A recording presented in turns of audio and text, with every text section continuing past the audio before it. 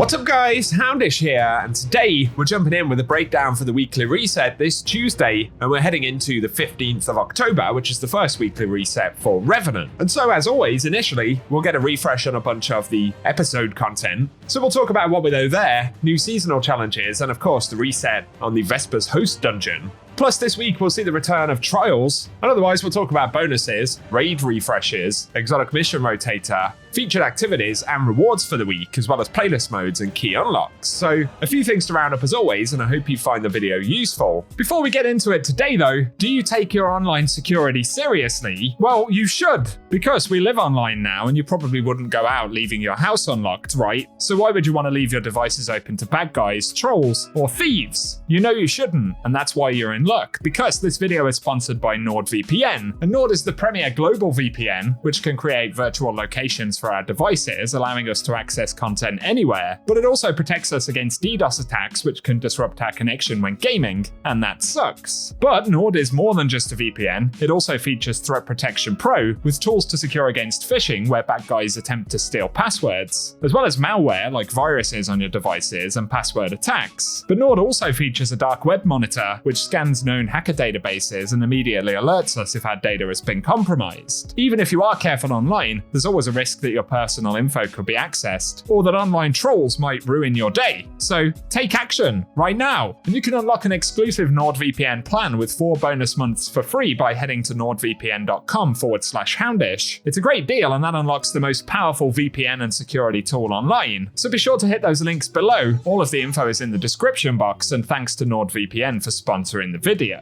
Now though, let's get into the weekly reset stuff, and initially, before we talk about seasonal content, of course on Friday, Xur will return back to the tower. And as Bungie outlined a couple of weeks back, we will be getting the Xurf board, which is the third exotic skimmer, I believe, which has been added to the game. This one will be able to be purchased for strange coins. So Xur will have it for 97 strange coins, and Bungie said that it would be on week 2. So keep that in mind for Friday 18th of October, and I'll keep you guys up to date once we know exactly what that inventory is. Of course, otherwise, in the market district, we will see a refresh for the episode content, so that'll include the challenges for things like Onslaught. I'm not sure if we'll see new additions for Ido's fieldwork, or whether that's all already been unlocked via the sort of potion crafting and things like that. I'm assuming that's probably the case. And of course, we're also not anticipating getting new kind of story steps for the week, because Bungie allowed all of them to drop in the first week. So we'll just have to wait and see if anything new pops up on the episode content. One thing that will refresh though, of course, is the Vespers host dungeon. So that'll mean renewed chances at picking up Icebreaker, if of course you didn't grab it on contest, as well as any of the other rewards, the weapons and armor.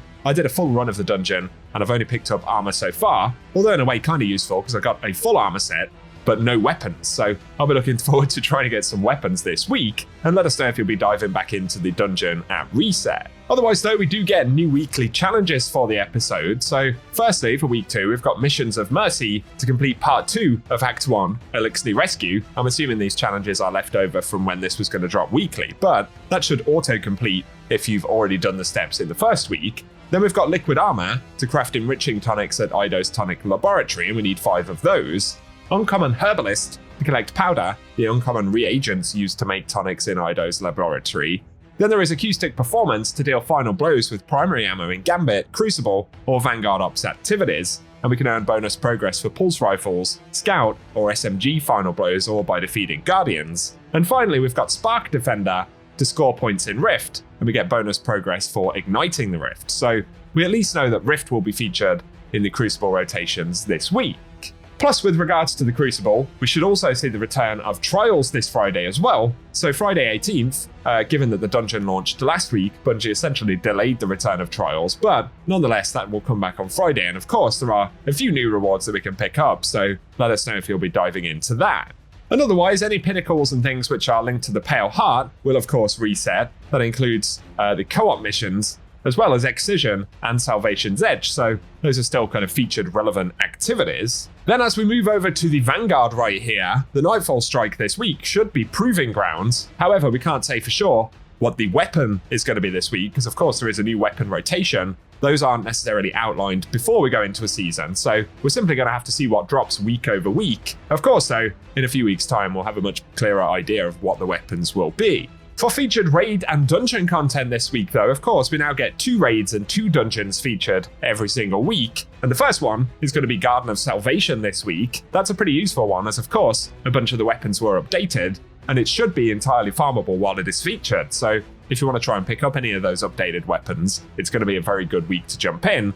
Of course, we can also pick up a quest from Hawthorne in the Tower that gives us red borders and things like that, so keep that in mind as well. Otherwise, in the Legends tab, King's Fall will also be featured this week, where we can pick up the Touch of Malice. Once again, that will be entirely farmable. And then for dungeons, over on the Moon, we'll have the Pit of Heresy featured firstly, but we'll also see the Spire of the Watcher dungeon featured as well. Once again, all of this stuff completely farmable, so good luck if you are hunting anything down in those activities. The exotic mission though in the rotator this week should be Presage, where we can pick up Dead Man's Tale though, so good luck if you are jumping back into that one to get any of the upgrades and things like that. And over to Eternity, on top of the core drops for Dares of Eternity right here, we should see additional drops from the Rotation 2 loophole, which includes the Scatterhorn and Perfectus armor sets, as well as a bunch of weapons from Season of the Worthy and Chosen as additional random drops. Can't go into the Lost Sector rotation just yet, for this video at least, as we haven't seen that full rotation, but I think by next week we should know exactly what we'll get day over day. We do know the Ascendant Challenge though, and that should be the Forfeit Shrine, which is found via the Garden of Isilla. Pretty easy one to get to if you want to run it, but we'll run some gameplay at the end of the video that shows the location. And for today guys, that is everything we have to round up for the weekly reset. As always though, I'll be keeping you posted throughout the course of the week with updates from Bungie, new content and stuff like that. So get subscribed to the channel, hit the notification bell, and I'll keep you up to date as always. If you've enjoyed the video though, a rating really does help us out on the channel as well. And once again, let us know anything you're looking forward to with the weekly reset. But otherwise, I appreciate you tuning in, and I hope you guys have an awesome day.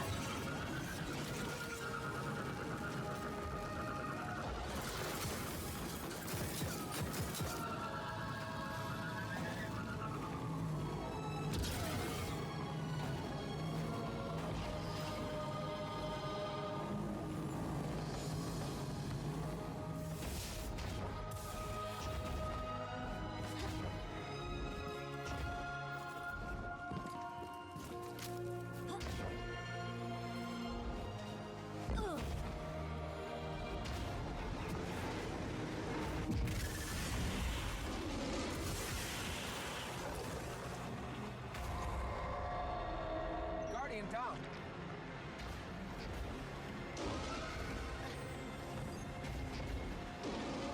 Guardian down.